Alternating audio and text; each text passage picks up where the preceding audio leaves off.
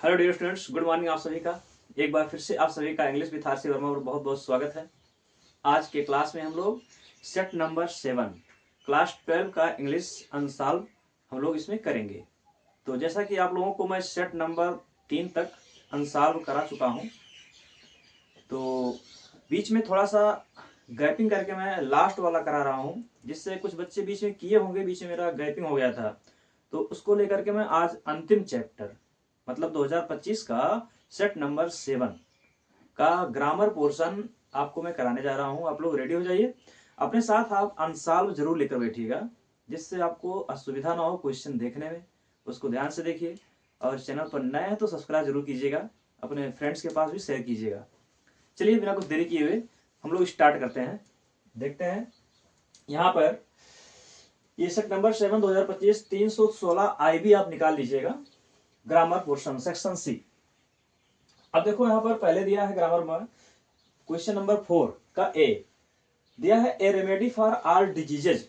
ए remedy एक ऐसी दवा, रेमेडी फॉर ऑल डिजीजेज जो सभी बीमारी को ठीक कर देती हो, उसको क्या बोलते हैं? ऑप्शन दिया है एमनेसिया। ऑप्शन दिया आपका, देखो मैं अनसाल में ही देख लू थोड़ा। अनसाल में सेट नंबर 7 आपका। हाँ, तो एक एक वर्ड का आप क्या देख लेंगे, एक एक वर्ड का पहले आप मीनिंग देख लीजिए, मीनिंग आप नोट करते रहेंगे। एक है एमनेसिया। एमनेसिया मीन्स होता है भूलने की बीमारी। क्या होता है? भूलने की बीमारी। इसका मतलब भूलने की बीमारी, लिख लीजिएगा, भूलने की बीमारी। और डिमेंशिया, डिमेंशिया का मतलब होता है पागलपन। क्या होता है? पागलपन होता है। तो रेमेडी फॉर ऑल डिजीज, सभी बीमारियों की जो दवा है, ये एमनेसिया तो होगी नहीं, डिमेंशिया तो होगी नहीं, पागलपन होगा नहीं, तब क्या होगा? ये पैनेसिया होगा, रामबाण। इसका मतलब होता है रामबाण। कहते नहीं है कोई ऐसा दवा बता दो जो, ऐसी दवा बता दो जो रामबाण का काम करे, तो ये पैनेसिया कहते हैं इसको। मैग्नीशिया मतलब होता है मैग्नीशिया ही, या मैग्नीशियम, जो एक प्रकार से क्या होता है, कार्बोनेट, मैग्नीशियम कार्बोनेट जो होता है उसको कहते हैं। क्लियर हो गया? अगला देखिएगा, the phrase fall out. The phrase, यहां पर क्वेश्चन नंबर 4 का बी क्या है? The phrase fall out. Fall out का मतलब क्या होता है जी? फॉल आउट का मतलब होता है झगड़ा, झगड़ा करना। क्या होता है? झगड़ा करना। फॉल आउट का मतलब झगड़ा करना। तो इसका सेम मीनिंग देखो, टू हैव ए फॉल, गिर जाना, फॉल आउटसाइड, बाहर गिरा देना, और क्वेरल, क्वेरल मीन्स होता है झगड़ा। यही इसका ऑप्शन सही है, झगड़ा। और टू बी इंजर्ड आप लोग जानते हो, घायल हो जाना, जोखिम, खतरा। ये फॉल आउट का मतलब झगड़ा होता है। थोड़ा वीडियो में हो सकता है छोटा दिखाई दे रहा हो, तो आप लोग सुन के प्रयास कीजिएगा लिखने का। फॉल आउट मतलब झगड़ा। क्लियर है? ऑप्शन कौन सही है आपका? क्वेरल, ऑप्शन नंबर 3 सही है। The synonym of timid. Timid means होता है डरपोक। टिमिड मीन्स डरपोक, कायर जिसको कहते हैं। इसमें सेम मीनिंग क्या दिया है इसका? डेयरिंग मीन्स होता है हिम्मत वाला, साहस। और क्वाड मीन्स होता है कायर। क्वाड मीन्स कायर या डरपोक। तो इसका सिनोनिम, सिनोनिम मतलब जानते हो ना, पर्यायवाची। इसका सिनोनिम हो जाएगा क्वाड। टिमिड का क्या हो जाएगा? क्वाड। ऑप्शन नंबर 2 सही है। बोल्ड मीन्स साहसी। ग्रेव मीन्स गंभीर या कब्र होता है, कब्र या गंभीर होता है। आगे आपका क्या कह रहा है?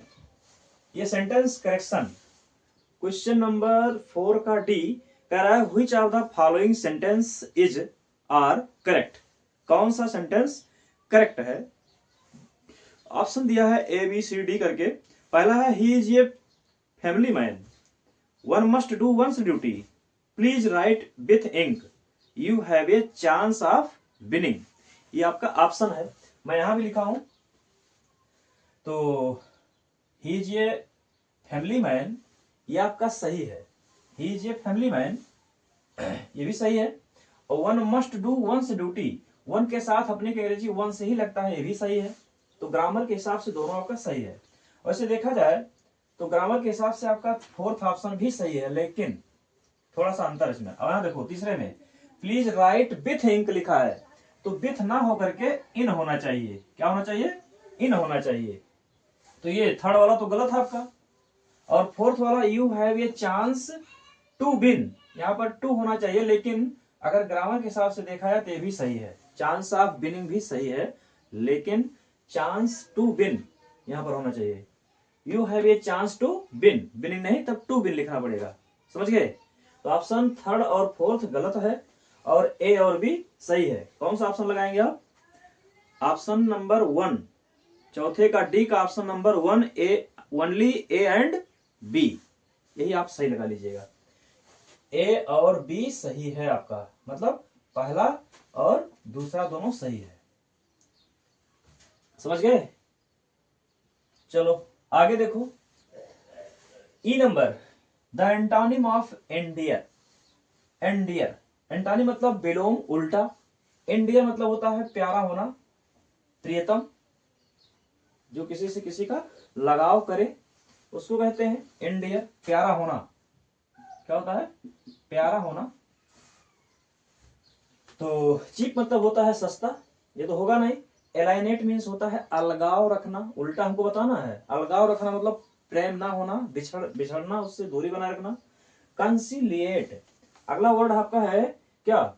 कंसिलिएट। कितने हैं? कंसिलिएट है, हेल्प, हाँ ठीक। कंसिलिएट, कंसिलिएट का मतलब होता है समझौता करना। तो यहाँ प्यारा का हमको उल्टा बताना है, समझौता तो होगा नहीं। हेल्प, हेल्प मतलब होता है मदद।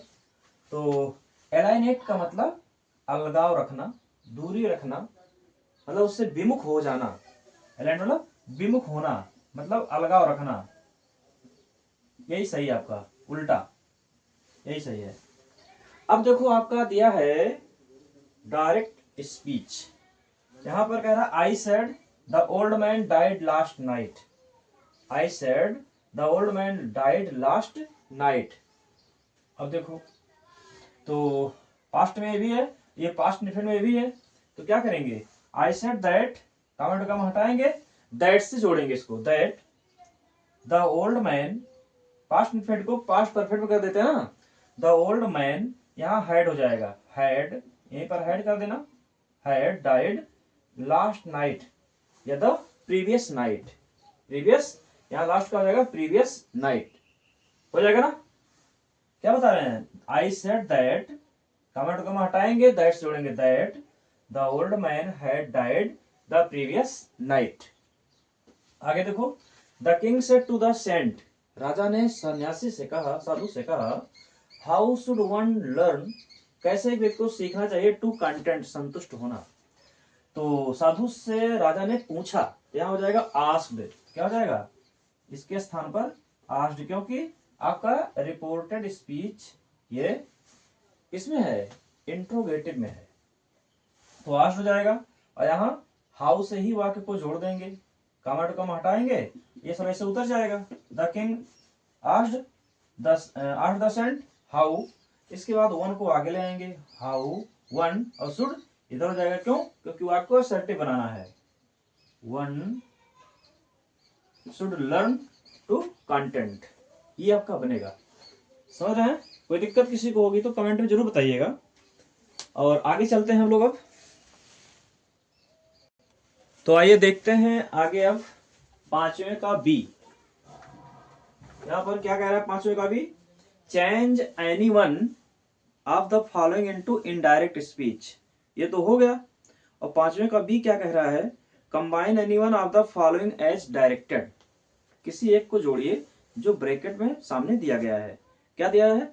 I waited for my friend, I waited till his arrival, into complex sentence. इसको कॉम्प्लेक्स बनाना है।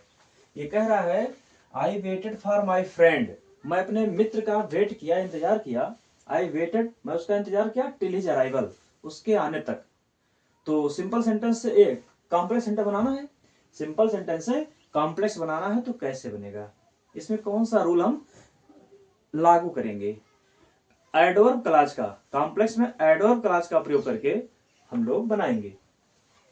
एडवर्ब क्लॉज में ये टाइम का बात कर रहा है, टाइम दिखा रहा है। टाइम के लिए आप कंजंक्शन जानते हो, as soon as, when, till, until, after, before, यही सब लगता है टाइम वाले में। तो कैसे बनाएंगे इसको?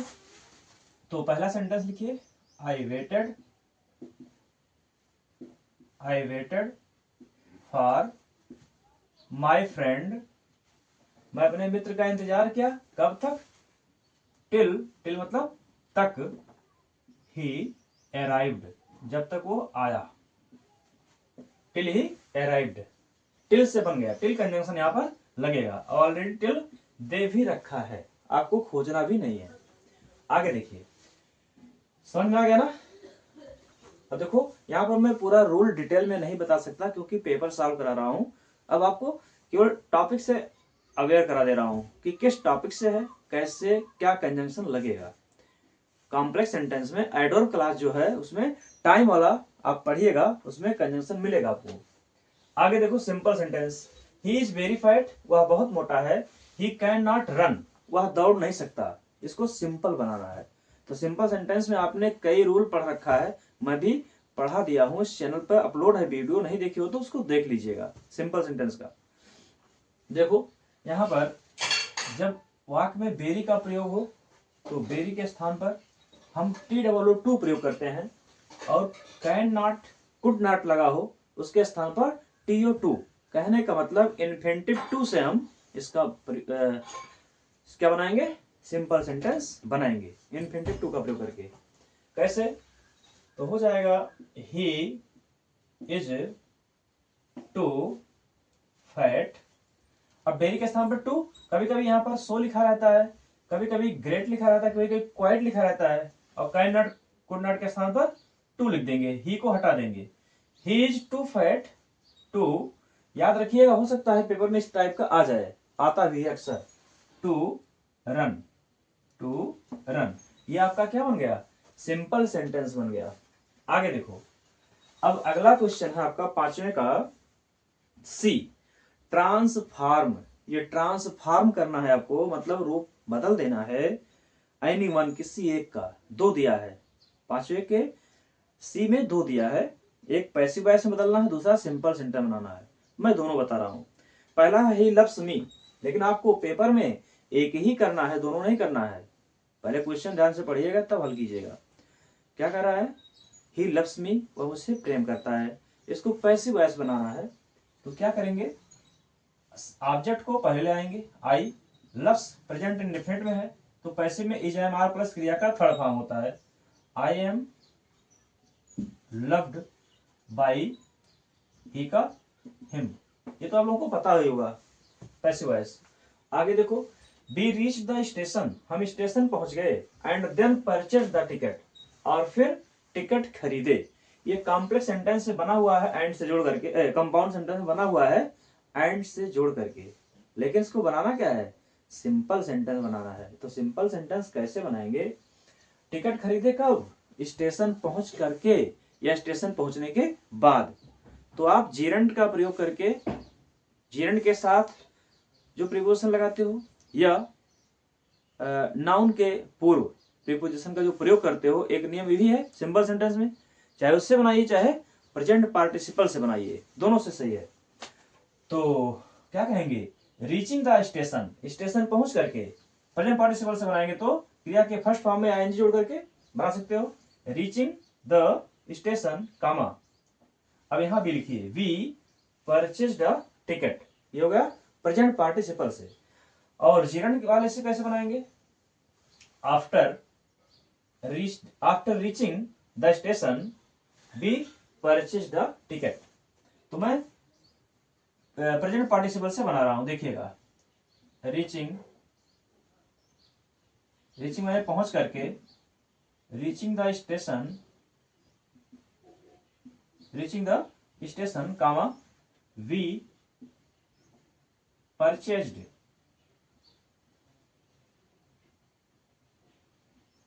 द टिकट,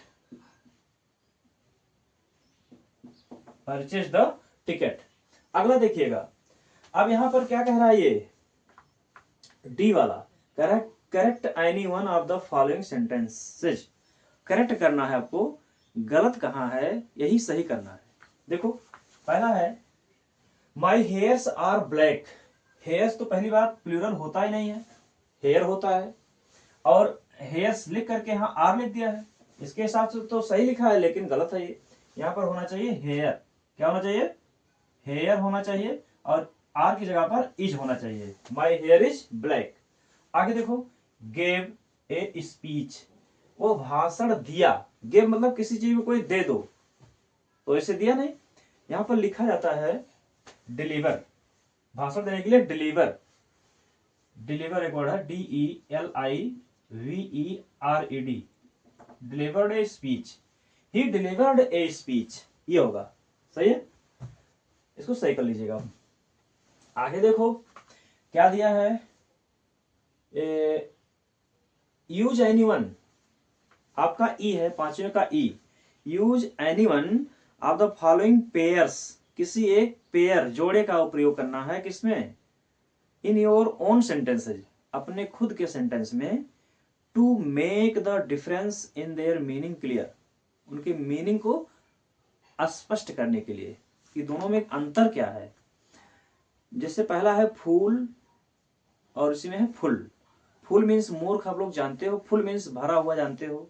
दूसरा है रूट, रूट, एक रूट, पहला रूट मीन्स जड़ होता है और दूसरा रूट मीन्स रास्ता होता है।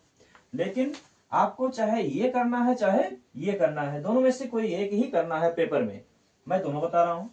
फुट मीन्स होता है क्या, फुट मीन्स पैर, तो ऐसा वाक्य बनाइए जिसमें फुट शब्द आ जाए, तो क्या कहेंगे, he touched the feet, foot का फीट भी बना सकते, he touch the feet of his parents, he touch the feet of his parents, अपने माता पिता का चरण छुआ।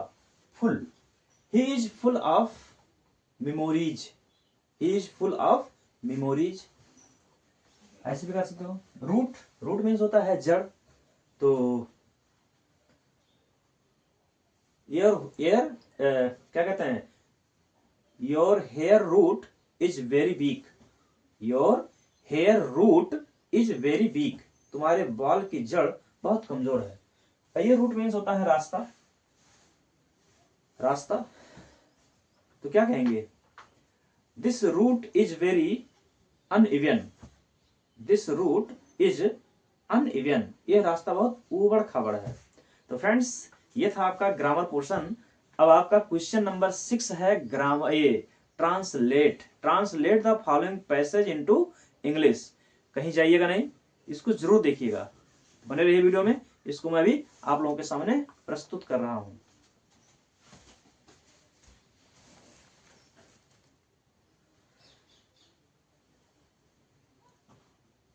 तो आइए अब देखते हैं ट्रांसलेट कैसे करेंगे।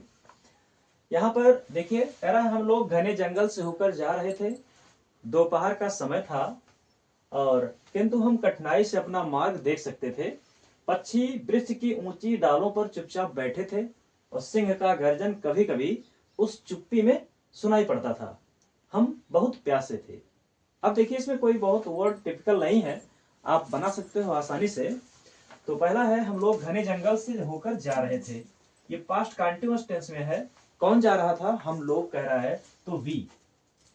सब्जेक्ट क्या लिखेंगे, सबसे पहले अनुवाद करने से पहले आप वाक्य का सब्जेक्ट खोज लीजिए, कैसे मिलता है, वो लास्ट में वाक्य की क्रिया, वाक्य के अंदर जो क्रिया होती है उससे पहले कौन से प्रण कर लीजिए। कौन जा रहे थे, हम लोग, तो वी। पास्ट कंटीन्यूअस की हेल्पिंग वर्ब होती है वाज वेयर, तो बी प्लूरल है तो वेयर, वी वेयर। जाने के लिए गो, उसमें आई जोड़ेंगे, वी वेयर गोइंग, हम लोग जा रहे थे कैसे, जंगल से होकर, होकर की इंग्लिश लगाते हैं थ्रू, किसी के बीच से होकर जब गुजरते हैं तो थ्रू लगाते हैं, we were going through, we were going through the, क्या कैसे जा रहे थे, एक घने जंगल से, a dense forest, we were going through a dense forest. Dense मतलब होता है घना। दोपहर का समय था, दोपहर का समय था, तो क्या कहेंगे? इट वॉज नून, या इट वॉज नून टाइम। किंतु हम कठिनाई से अपना मार्ग देख सकते थे। किंतु, किंतु के लिए हम यूज करते हैं बट। बट बी देख सकते थे, बी कुड, बी कुड देखने के लिए क्या लगाएंगे? We could see, we could see, we could see. लेकिन यहां सी ना लिखो तो और बेहतरीन होगा, आप लुक लिखिए, क्योंकि रास्ते को ध्यान से देखते हुए जा रहे थे, निहारते हुए जा रहे थे, तो यहां पर आप बी कुड लुक लिखिए तो और बेहतर रहेगा। We could look, we could look क्या देख सकते थे? अपना मार्ग। We could look our way, our way hardly, कठिनाई से। We could look our way hardly. समझ आ रहा है? कोई दिक्कत किसी को होगी तो कमेंट में बताइएगा। पक्षी वृक्ष की ऊंची डालों पर चुपचाप बैठे थे। कौन? पक्षियां, द बर्ड्स बैठे थे। पास्ट कंटिन्यूअस में करेंगे, पास्ट परफेक्ट में देख रहा है ना। The birds were, the birds were sitting, the birds were sitting, पक्षियां बैठी थी। कैसे? साइलेंटली, चुपचाप, साइलेंटली बैठी थी। कहां पर? वृक्ष की ऊंची शाखाओं पर। तो क्या लगाएंगे? On the, on the high branches, on the high branches,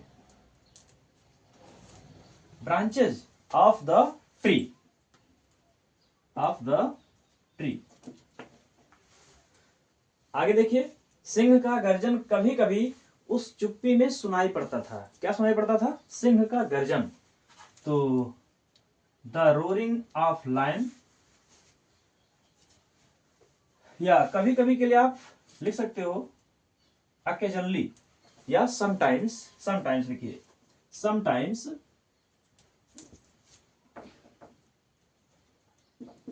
sometimes the roaring,